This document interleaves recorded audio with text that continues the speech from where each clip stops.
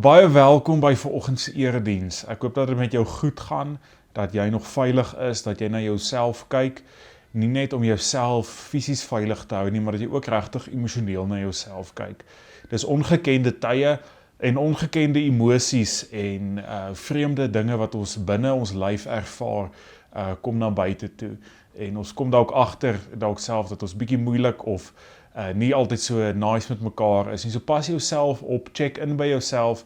As jy enigstens hulp nodig het, kontak asseblief die kantoor, stuur 'n e-pos vir my, stuur 'n boodskap vir die kerk se WhatsApp en ons help regtig waar ons kan. Dis vanoggend my groot voorreg om vir Dominee Jannie ook nie eers voor te stel nie, net te verwelkom, waar hy ook vanaf sy huis bediens is. My lekker om vanoggend saam met julle terug te sit en ook te luister na die woord wat Dominee Jannie bedien. Onthou ook dat ons Pinkster volgende week Sondag afskop, die Sondagoggend met Adrian Marie van Heerden, die aand Dr. Han Janse van Rensburg, ook professor Christina Landman, Dominee Verlien van Sail, Adel, ons eie jeugwerker, en dan ook Dominee Jolandi Kok, gaan die week by ons inskakel. Deur die loop van die week is die dienste 7 in die aand gaan dit uitgesaai word. Maar onthou, as jy nou nie tyd het om die aand 7 uur te kyk nie, kan jy verder in die week kyk. Maak tog moeite om ook by die Pinkster uit te kom. Ons het wonderlike predikers opgelyn wat die Pinkster gaan voortgaan hierdie jaar, en ons hoop dat julle dit ook saam met ons geniet. Onthou Dixon Live ook aan die einde van die diens.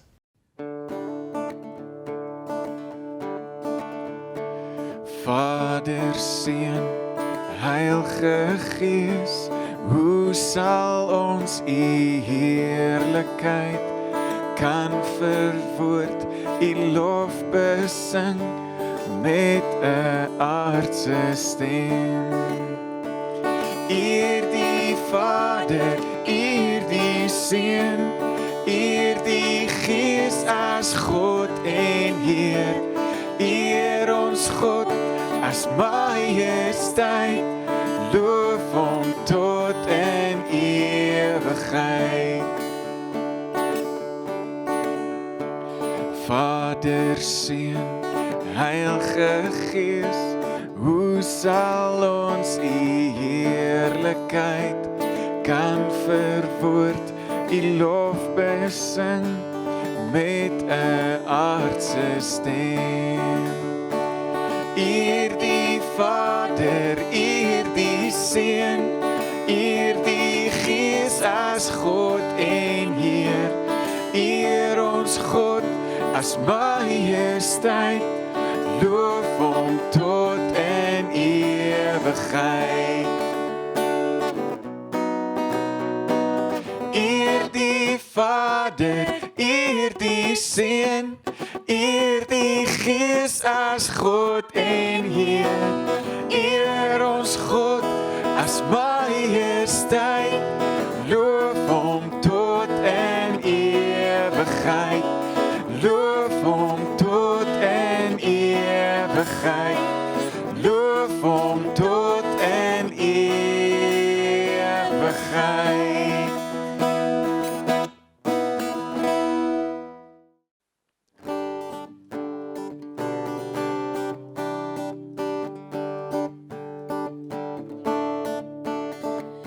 These are the days of Elijah, declaring the word of the Lord. And these are the days of your servant Moses, righteousness being restored. And though these are days of great trials, of famine and darkness and sword, still we are the voice in the desert crying, prepare ye the way of the Lord. Behold, He comes, riding on the clouds, shining like the sun. At the trumpet call, lift your voice. It's the year of Jubilee. Out of Zion's hill, salvation comes.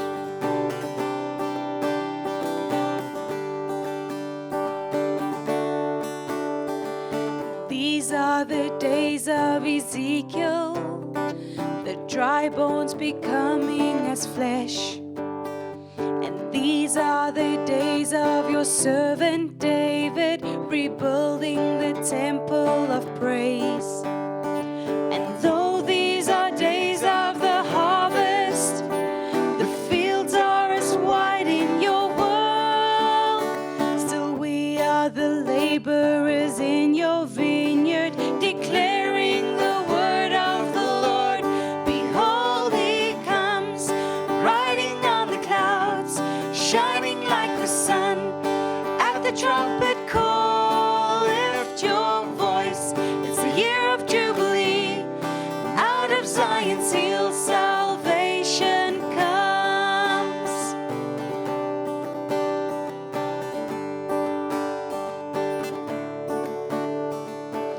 There's no God like Jehovah. There's no God like Jehovah. There's no God like Jehovah. There's no God like Jehovah. There's no God like Jehovah. There's no God like Jehovah. There's no God like Jehovah. Behold, he comes, riding on the clouds, shining like the sun. At the trumpet call, lift your voice. It's the year of Jubilee. Out of Zion's hill, salvation comes. So lift your voice. It's the year of Jubilee. Out of Zion's hill, salvation comes. Ja, baie dankie aan Hansie en Nienkia vir die wonderlike wyse waarop die lof en die aanbidding vir ons fasiliteer. Dis om lekker om mense te hê wat kan sing en musiek kan maak en wat vir ons daarin kan voorgaan. En kan jy dink hoe saai sal 'n erediensgeleentheid wees as ons nie by mekaar kan wees en ons die Here kan loof en kan prys nie. Al die lof en al die eer behoort aan hom. Hy's 'n wonderlike God. En ons kom so aan die einde van 'n week, aan die begin van 'n nuwe week en eintlik kom ons een ding doen en dit is ons kom sê dankie Here. U is waardig om die lof en die eer te ontvang. U is 'n wonderlike God en ons loof en prys U. Dankie Hansie, dankie Nienkia en ons gaan so na die einde van die diens toe gaan ons weer 'n keer lekker saam sing. Nou ja, dit is my baie groot voorreg dat ek saam met julle kan kuier gedurende hierdie, waar is ons nou die 4de fase van hierdie COVID-19 episode. En dis nog 'n uitdagende tyd, as ek kan aansluit by Wimpie en wat hy ook in die afgelope paar weke gesê het. Maar ek hou van daai wonderlike gedagte, die koninkryk van God is nooit in die moeilikheid nie. The kingdom of God is never in trouble. En wanneer ons leef vanuit 'n koninkryksperspektief en ons geanker is in die woord van die Here en ons hom vertrou, dan weet ons dat ons weet dat ons veilig en geborge is. Nou vandag gaan ons 'n bietjie gesels oor 'n baie interessante gedeelte in die Bybel. En ek het 'n idee dat dit iets is wat baie naby aan ons kom. Want is daar enige iemand wat vandag luister en ingeskakel is, wat nog nie die ervaring gehad het dat hy onregmatig en dalk bevooroordeeld, onregverdig op 'n sekere manier behandel is nie? Jy het dit regtig nie verdien nie. En wanneer iemand kom en hy gee vir jou 'n skrobbering of so 'n skewe opmerking of 'n skewe antwoord wanneer jy iets vra of hy ignoreer jou volledig of nog erger is dit, hy stamp aan jou, daar's mos 'n verskeidenheid van maniere waarop mense kan reageer. Sommers so half ongeskik sonder enige respek vir wie jy is en vir wat jy verteenwoordig. Jy verdien niks daarvan nie. Hoe reageer jy? Hoe wil jy reageer? Wat gebeur in jou hart? Wat is die eerste reaksie wat by jou opkom? Nou, dit is mos so, dat is eers agterna dit ou vir jouself sê, wag 'n bietjie, maar ek is dan nou 'n kind van die Here, ek moes miskien op 'n ander manier opgetree het. Maar dit is so. Daai eerste reaksie is gewoonlik 'n reaksie van, ek sal jou reg sien, ek gaan jou reg kry, jy gaan betaal mannetjie, jy praat nie so met my nie, weet jy met wie jy te doen het, weet jy wie ek is, en ek verdien dit nie, en ek gaan vir jou in eie munt terugbetaal. Trouwens, dis mos die narratief van die wêreld, So as iemand my kwaad aandoen, dan gaan ek hom kwaad aandoen, en ek gaan hom nie net kwaad aandoen nie, ek gaan vir hom slaan, waar dit regtig seer maak, die man sal weet, hy het met die verkeerde ou gesukkel, en hy sal nie weer met my sukkel nie. Nou natuurlik, kan jy sommer dadelik aanvoel, dat dit gaan die toets van die evangelie, en Jesus se manier van dinge doen, gaan dit doodgewoon net nie ondersteun nie. Jesus is 'n radikaal en ons gaan nou daarby uitkom. Nou natuurlik is dit een ding om te erken en te sê, ja, daar is al mense wat vir my skeef opgevryf het, onregverdig behandel het, lelike dinge vir my gesê het. Ek dink nie, dat is enkele mense wat dit nie beleef het nie, maar ou moet 'n bietjie eerlik wees en sê, maar ek waarskynlik was ook die oortreder al by meer as een geleentheid. Ons is net mense. En ons geneigtheid is om mekaar seer te maak, om mekaar nie na waarde te skat nie, om mekaar nie soos broers en susters in die Here te behandel nie, maar meer dikwels met agterdog en vooroordeel en 'n hele klomp ander dinge na mekaar toe te gaan, en ons maak mense ook seer. So miskien het jy nodig om, nadat ons vandag gesels het, terug te gaan op jou spoor en iewers te gaan sê, my optrede het nie getuig van die van 'n Christen nie. Nou, in die gedeelte waarmee ons besig is tans, Matteus 5 tot 7, dis mos so 'n groot gedeelte, nie, die bergpredikasie, en Jesus is steeds aan die woord. En in die gedeeltes wat hier in Matteus 5, ons gaan lees hier vanaf die 38ste vers wat dit vooraf gaan, is daar 'n frase wat telke male herhaal word. As jy nie die Bybel later miskien oophou voor jou en jy gaan kyk, dan sal jy sien daar in vers 21, julle het gehoor dat daar gesê is. En dan die volgende frase is lei, maar ek sê vir julle. Daai woordjie maar is nogal 'n ontstellende woord. Dit beteken Jesus sê ek gaan hierdie ding so bietjie, hierdie verstaan, gaan ek radikaliseer en ek gaan 'n ander perspektief daarop gee. En dan vers 27, julle het gehoor dat daar gesê is, en hier verwys dit na egbreek, en ons gaan nou nie vandag daaroor gesels nie, maar ek sê vir julle.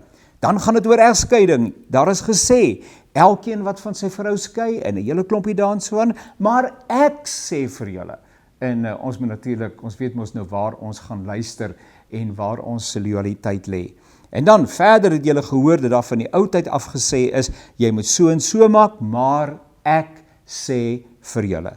En nou weer 'n keer gaan ons dit in die volgende perikoop, 2 perikope wat ons met mekaar gaan saamlees, gaan ons dit 2 keer hoor. Nou hoor 'n bietjie, en dit gaan sommer so naby in jou lyf kom. Ek sê jou nou al, ek weet dit gaan naby aan jou lyf kom, want dit kom naby aan my lyf, want dit is asof Jesus in hierdie bergpredikasie naby aan ons leefwêreld kom. Hy kom sny naby aan ons menswees, en maar is ook goed so, né?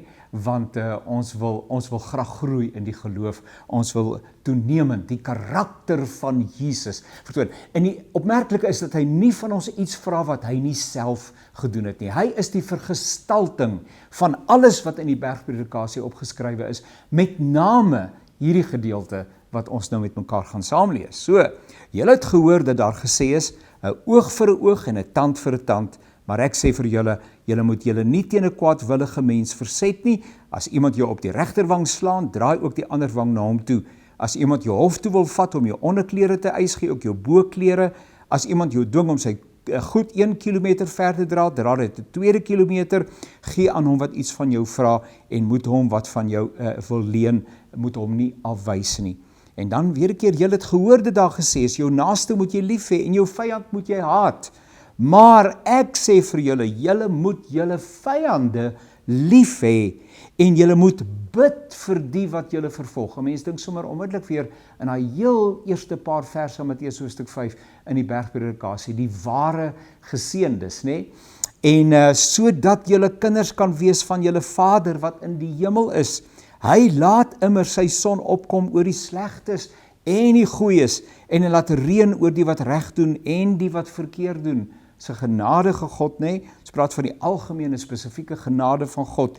As julle net die lief het, wat vir julle lief het, watter loon kan julle dan nog verwag? Maak die tollenaars nie maar net so nie, en as julle net die broers groet, julle broers, wat doen julle meer as ander? Maak die heidene nie ook maar net so nie. Wees julle dan volmaak, soos julle hemelse Vader volmaak is. Wow, dis nogal 'n baie besondere gedeelte. Nou, in die eerste paar verse wat ons saam gelees het, kom Jesus en hy kom maak hierdie beginsel Naamlik, en onthou, dit gaan hier om iemand wat kwaadwillig teenoor jou opgetree het. In elk geval kan iemand jou nou nie 'n lelike ding toesnou en seermaak en afskryf en afranseling gee ensovoorts. En hy sê toe maar ek het nie bedoel was nie bedoel om lelik te wees nie. Jy weet, jy kan sien hierdie ou se gesindheid was verkeerd. So iemand wat na jou toe kom met 'n verkeerde gesindheid en Jesus kom gee 4 voorbeelde. En ek weet julle het dit al baie gehoor. Julle ken ook die teologie en die eksegetiese aantekeninge, maar kan ek dit tog maar net gou weer herhaal. Die eerste voorbeeld wat Jesus noem hierso is die van iemand wat jou op die regterwang slaan, draai ook die ander wang na hom toe. Nou, kyk in die oud nabye Oosterse wêreld waarin Jesus opgetree het, in daardie konteks sou jy nou nie gemik het na 'n ou wat van 'n hoër stand as jy is nie, want jy sou dan jou plek geken het. En sou jy iemand klap en slaan en te nakom wat op dieselfde stand as jy is, dan sou daardie persoon natuurlik kon een of ander wetlike prosedure volg. Hy sou kon aankla en jy sou skuldig staan voor die reg. Maar wat nou gebeur het, en dis mos wat ook gebeur in die praktyk is, jy knou altyd die ouetjies onder jou af. Nee, want hulle kan hulle self nie verweer nie. En dit is presies wat hier gebeur het. En dit verwys met name na die eienaars van slawe en hoe dit hulle slawe in daardie tyd behandel het. Dit was nie net die slawe nie, daar was verskeie mense in daardie samelewing wat eintlik geen aansien gehad het nie. Hulle was mense wat op die rand gestaan het. Hulle het nie getel in die samelewing nie. Daaronder ook vroue en kinders en dink nou maar aan die Samaritane en al daai mense wat in die ander vreemde volke natuurlik behoort het. Maar nou sou 'n ou nie met sy linkerhand slaan en klap nie, want die linkerhand is 'n hand wat vir rituele doeleindes, vir reiniging en so aan gebruik word, en jy sou nie met 'n linkerhand, dit was deel van die DNA, van die kultuur van 'n Jood, hy gaan nie met die linkerhand, sou hy nie 'n handeling uitvoer nie, hy doen dit met die regterhand. Maar nou kan jy iemand nie met 'n plat hand op sy regterwang slaan nie. As hy nou vir jou kyk, dan sit die regterhand tog nou aan die verkeerde kant. En die enigste manier waarop jy hom kan slaan is deur hom 'n letterlike oorveeg te gee. Jy vat jou plathand en jy sê ek gaan jou met my plathand slaan en jy slat hom deur sy gesig met mening. Nou julle ouens, ek bedoel, daar is geen twyfel daaraan dat die bedoeling van hierdie handeling is om daardie ander persoon tot in die grond toe te verneder nie. En wat sou gebeur in 'n normale situasie, sou daardie slaaf eenvoudig net gekrimp het en hy sou op sy knieë neergesak het en waarskynlik om genade gesmeek het, want hy het eintlik geen reg, hy het geen verweer nie. Hoe tragies is dit nie, dat ons baie keer ons aggressie en ons lelike optrede uithaal teenoor mense wat hulle self nie kan verweer nie. Dis hoe die wêreld optree. En nou kom Jesus en hy kom radikaliseer hierdie hele gebeure. En hy kom sê dat wanneer iemand jou so slaan, draai ook jou ander wang na hom toe. Nou, Jesus se bedoeling in alles wat hier staan, is nie dat jy jouself 'n skuldenaar of wat is die regte woord, 'n slagoffer. Die bedoeling is nie, jy moet nou 'n slagoffer mentaliteit, jy moet altyd die minste wees, jy moet altyd kruip voor ander mense, jy moet maar toelaat dat mense oor jou loop en oor jou stap en dat hulle vir jou behandel soos gemors. Dit is nie die bedoeling nie. Jesus wil jy sê dat deur hierdie optrede, die ander persoon, die perpetrator, skielik geafronteer word met iets waarmee hy nie voorheen geafronteer is nie. Hy het verwag dat jy gaan val. Hy het verwag dat jy dalk op 'n ander manier gaan optree, dat jy homself gaan challenge, omdat hy jou so wreed behandel het. En nou kom jy en jy draai die ander wang en jy sê, jy kan die ander wang ook klap. En natuurlik kan hy dit nie, en hy sal nou die linkerhand moet gebruik, as hy op dieselfde wyse vernederend wil optree. En skielik word hierdie persoon gekonfronteer met 'n ander manier van dinge doen. Hoekom sou hierdie ou teenoor wie ek so verkeerdelik opgetree het, en moet nou nie vir my sê, daai ou weet nie dat hy skuldig is aan 'n verkeerde optrede nie, hy weet dit reeds uit huis uit, en nou word hy dubbel. Jesus sê ons iewers, dis so skole wat jy op iemand se hoof opstapel, hy word vuurrooi van skaamte, want dit het hy nog nooit beleef nie. 'n volgende voorbeeld wat daar gebruik word is, iemand wat jou hof toe wil neem en jou onderklere eis, gee ook vir jou boklere. Nou, Sommige van die vertaling, is dit nou reg, in Lukas praat van as jy jou boklere eis, gee ook vir jou onderklere, maar die bedoeling is eintlik, dis die klere wat naaste aan jou lyf is. Nou, weer 'n keer, binne daai situasie en konteks, sou die rykes gekom het en nou sou die armes uitgebuit het. En wanneer en hulle sou aan hulle geleen het, en dan sou die collateral wat hulle moes aanbied, die sekuriteit wat hierdie arme man moes gee in ruil, dat indien hy nie sy skuld kan betaal nie, hy dan skuldig staan teenoor hierdie skuldeiser, was dat hy sy onderkleed naaste aan sy lyf sou moes uittrek en dit vir hom moes gee, omdat hy nie die skuld kan betaal nie. En natuurlik, dis 'n verskriklike ding. En nou, wanneer mense in die Ou Testament gaan kyk, want al hierdie beskrywings hier het ook ewe knieë in Levitikus en Exodus en Deuteronomium, en ons het nou nie tyd om daarop in te gaan nie, maar dit is duidelik geskrywe dat wanneer jy aan 'n volksgenoot iets geleen het, moet jy hom nie soos 'n skuldenaar hanteer nie. Jy moet nie soos 'n skuldeiser teenoor hom optree nie. Jy mag hom nie rente vra nie. Voor die einde van die dag sou dit wees dat jy sy kleed gevat het, ook sy boekleed, voor die einde van die dag moet jy dit aan hom terugbesorg, want daai boekleed, die uiterlike kleed, het ook die status van 'n kombers gehad. En as jy sy boekleed geneem het, het hy daai nag koud geslaap. Maar dit het mense nie verhoed om hierdie wrede ding teenoor mekaar te doen, en ouens wat nie verweer gehad het om hulle verder uit te buit nie. En nou kom sê Jesus, nou kom hierdie ou en hy het nou jou onderkleed gevat, maar omdat die beginsel van die liefde geld, omdat jou identiteit nie lê in dit wat daai, dis die belangrike julle, dat jou identiteit lê nie in dit wat daai ou van jou wil maak nie. Hy wil jou afransel, hy wil jou catechize, hy wil vir jou sê jy is niks werd nie, hy wil jou behandel soos gemors. En jy sê, weet jy, my identiteit is nie gesetel in dit wat jy van my dink of van my sê of wat jy teenoor my doen nie. My identiteit is 'n in Christus identiteit. Hy woon in my, ek is in hom. Ek is 'n burger van God se koninkryk. Daar's 'n ander stel reëls waarvolgens ons lewe en jy kan my nie seermaak nie. Ek kan net dink dat 'n ou wat teenoor wie jy so optree en hy vat jou onderkleed en jy sê, kan ek vir jou ook die boekleed gee, nie, hier is dit ook so. Nie omdat jy probeer snaaks wees nie, maar omdat die wet van die liefde, omdat jy kan my nie arm maak nie, jy kan nie by my steel, wat in elk geval nie aan my behoort nie, want hy is die bron, my God is die bron in Christus Jesus, hy sorg vir my, jy kan my nie armer maak as wat ek is nie, ek is ryk in, julle verstaan wat ek probeer sê.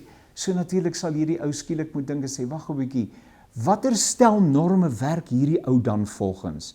Want die heersende narratief is die van om terug te slaan, om seer te maak, om in eie munt terug te betaal, om te reageer.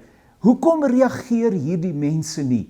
Want Christene, kinders van die Here, volgelinge van Jesus, ek en jy, ons wat aan hom behoort, ons identiteit lê nie in dit wat die wêreld van ons sê, of wat enige iemand aan ons kan doen nie. Ek het al dikwels daarna verwys ook in die Bybelstudie, my mentor en begeleier in 'n sekere kursus waarmee ek besig was, sê 0 punt. Ek het niks om te wen nie, trouwens ek het alles om te wen, maar ek het niks om te verloor nie, want my sekuriteit lê nie in aardse dinge nie. I'm not served by the law of scarcity. Ek is nie 'n slaaf van I'm not driven by fear. Daar's nie vrees by my nie, want my sekuriteit lê in hom. Ek haas my, hier's 'n derde voorbeeld, nê. Iemand vat jou, dit was nou die hof, nê. Iemand dwing jou om sy goed 1 kilometer ver te dra. Julle ken ook daai storie, nê.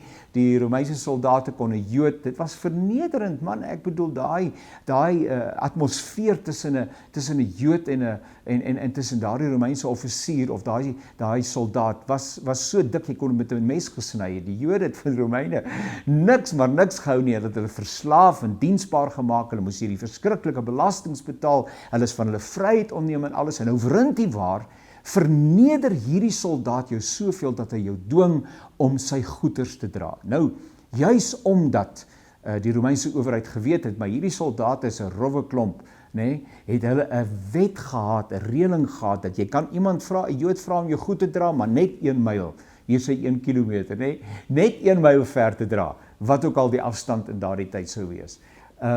Maar nie 'n tweede nie, want daardie soldaat sou natuurlik wou, hy sou die situasie wou uitbuit. En nou sê die ou, kom dra my goeders 'n kilometer of 'n myl saam en so aan, en as jy so 'n myl saamgestap en hy sê, kom ek dra dit vir jou nog 'n myl verder. Hierdie ou, ek bedoel, hy moet seker dink, die ou's van sy, hy moet onmiddellik gekonfronteer word met sy eie beperktheid, sy eie menswees en sy eie vrese en worsteling en alles wat daarmee saamhang. En dan in die laaste instansie, gee aan hom wat iets van jou vra en moet hom wat van jou wil leen nie afwys nie. Nou, die Ou Testament sê, dat wanneer 'n volksgenoot kom en hy vra, dan moet jy gee, jy moet met 'n oop hand gee, jy moenie gee en sê, maar wag, gaan ek hierdie goed weer terugkry nie, inderdaad. Maar Jesus kom doen iets anders in hierdie opdrag. Gee aan hom. Met ander woorde, enige iemand. Ek dink aan daai gelykenis, maar wie is my naaste? Enige iemand. Nie 'n volksgenoot, ons is mos so, nê? As hulle van my kring is, deel van my verwysingsraamwerk is, as dit my mense is, ons kry dit baie keer, dit kan net na my mense toe gaan. Nou, ons glo bedoeling is eerlik en kritiseer dit nie, maar dis nie wat Jesus sê nie. Jesus sê, as iemand aan jou deur klop, aan die deur van jou hart klop, en hy sê, ek het nood, dan moet jy gee, sonder om te vra, gaan ek dit terugkry? Gaan ek dit met rente terugkry? Gaan ek armer wees na dese? Want wanneer jy skielik begin sommetjies maak, en jy sê, maar wag 'n bietjie, dan gaan ek sonder genoeg sit, is dit eintlik 'n mosie van wantroue van die God wat gesê het, maar ek sal vir jou sorg, and you can never outgive God. Julle het dit tog al beleef, ons almal het dit beleef. Gee en vir julle sal gegee word. Werp julle brood op die water en na baie dae sal dit terugkom. Jy kan nooit saai in die koninkryk van God en dit kom nie eksponensieel terug nie. Nou jy saai nie, jy gee nie sodat dit moet terugkom nie. Nee, jy saai omdat dit die regte ding is om te doen, omdat jy 'n volgeling is van Jesus Christus, omdat hy jou geroep het om 'n extraordinary manier van lewe te openbaar. Jy leef anders, want jy loop in die spore van die een wat jou gewys het hoe dit 'n mens optree in hierdie wêreld. En hy was daarvan 'n vergestalting.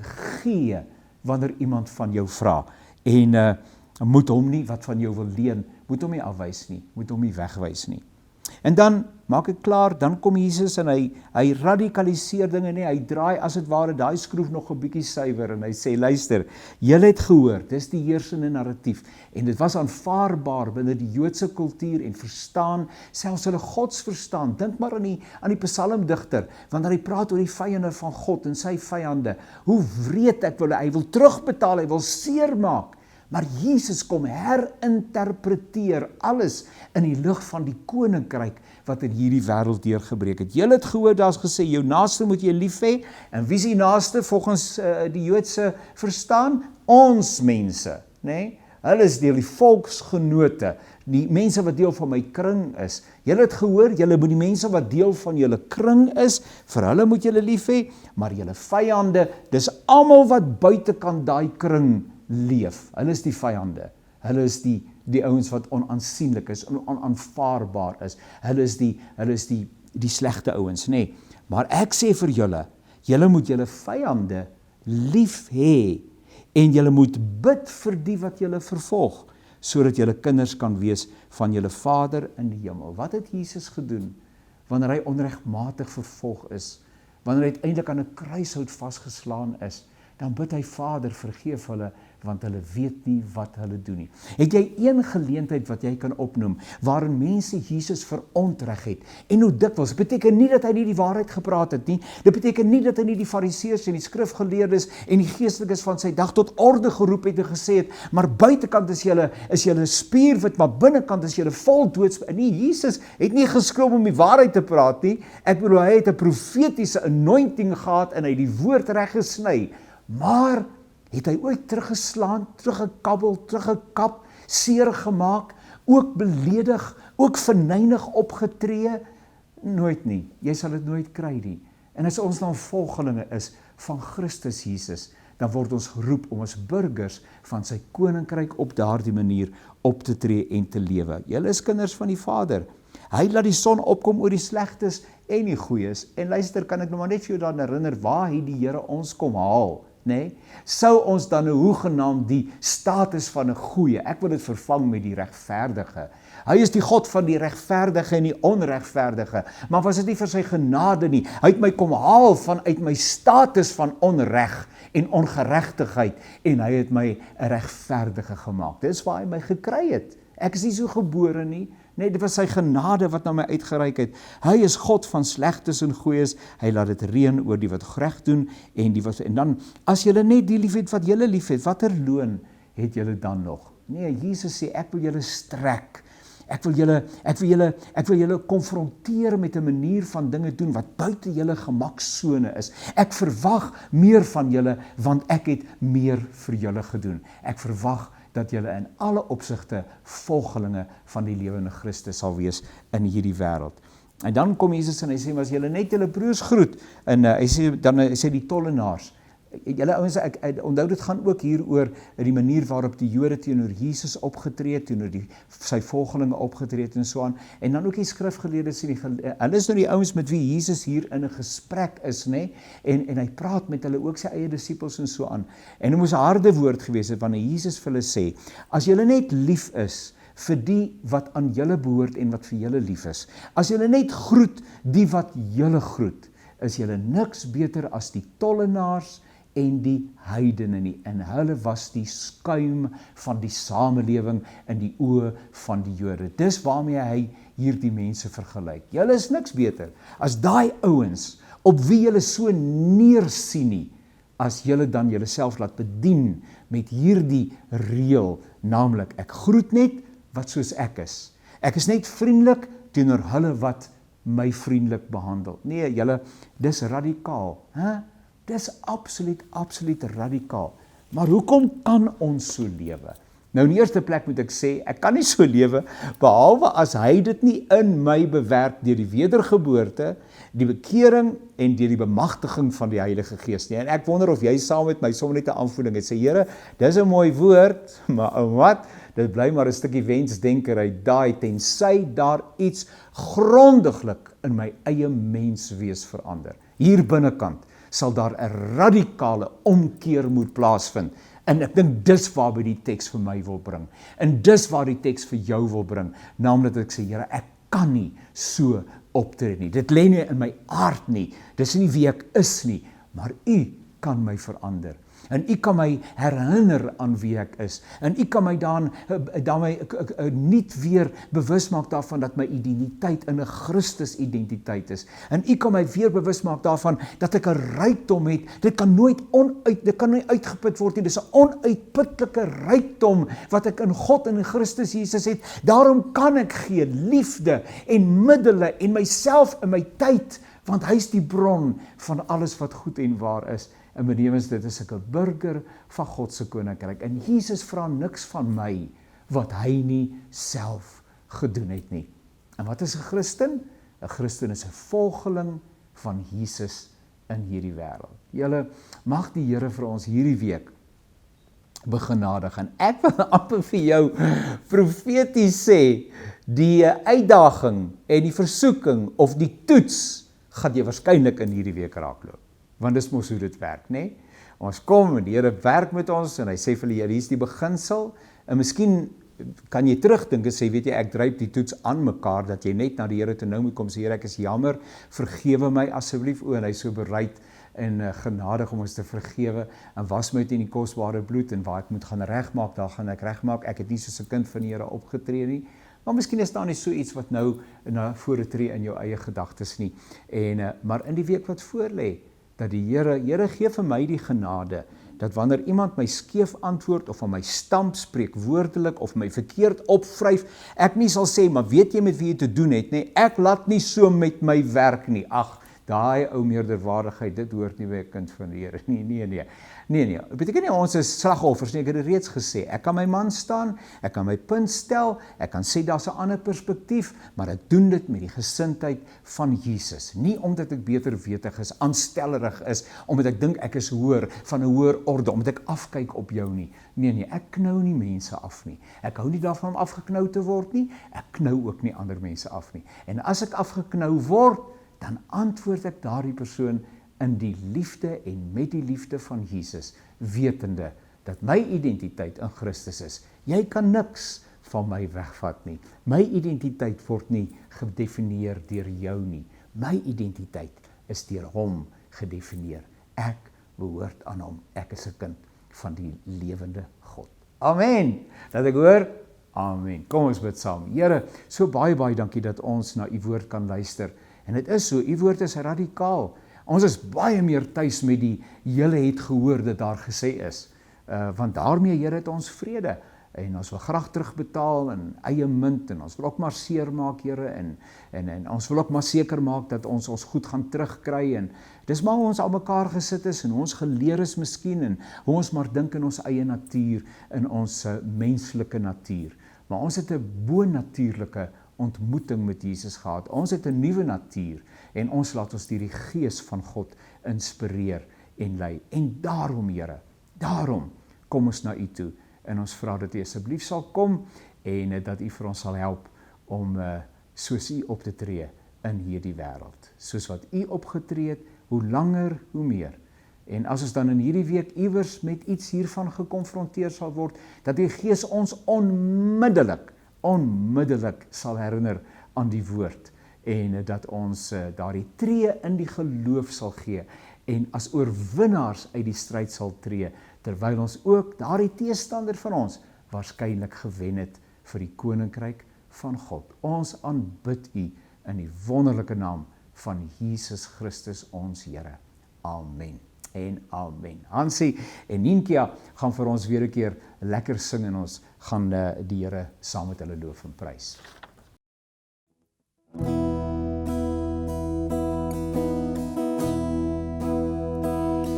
Bless the Lord, oh my soul, oh my soul, worship his holy name. Sing like never before.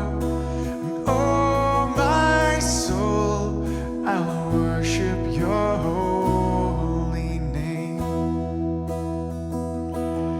The sun comes up, it's a new day dawning.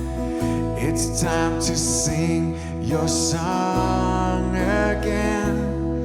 Whatever may pass and whatever lies before me,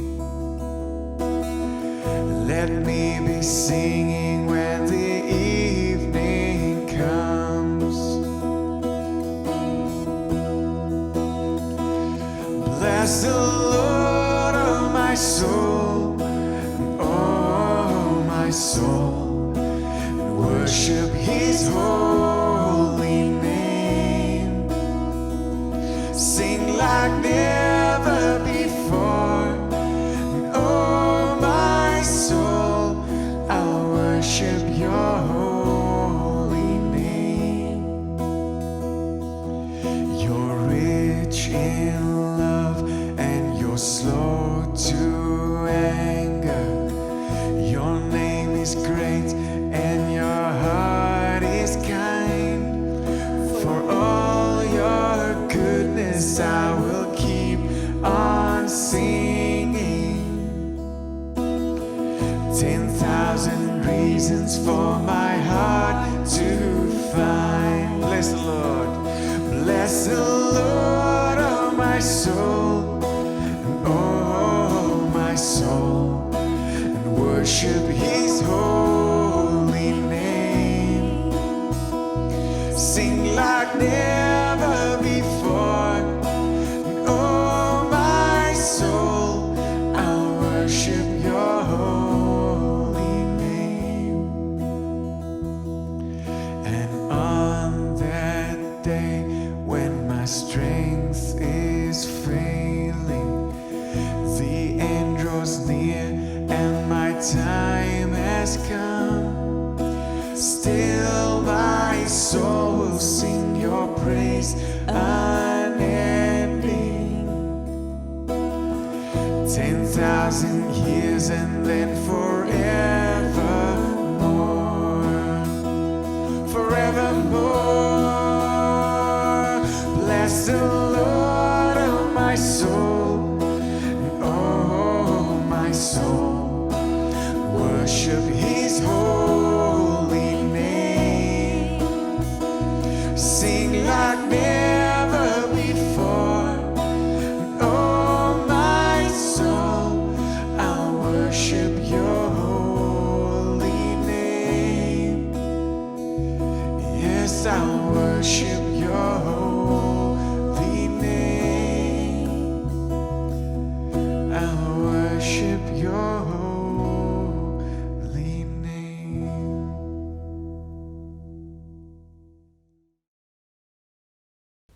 Nou ja, julle, ek wou nou net hierdie ou slim ou hier aangehaal het, net in slotte, dit is Miroslav Volf, en Wimpie het ook al dikwels na hom verwys, geleerde en teoloog wat bekend is en so aan, en hy sê, we are more than enough people. We are more than enough people. We don't live with scarcity and fear. Nee wat. Ons gaan ons nie dat verlei deur die standaarde van hierdie wêreld nie. Ons is niet. Ons is splinter niet. Nou ja, julle, die geloofsoefening is dan juis om sensitief te wees hierdie week, nê?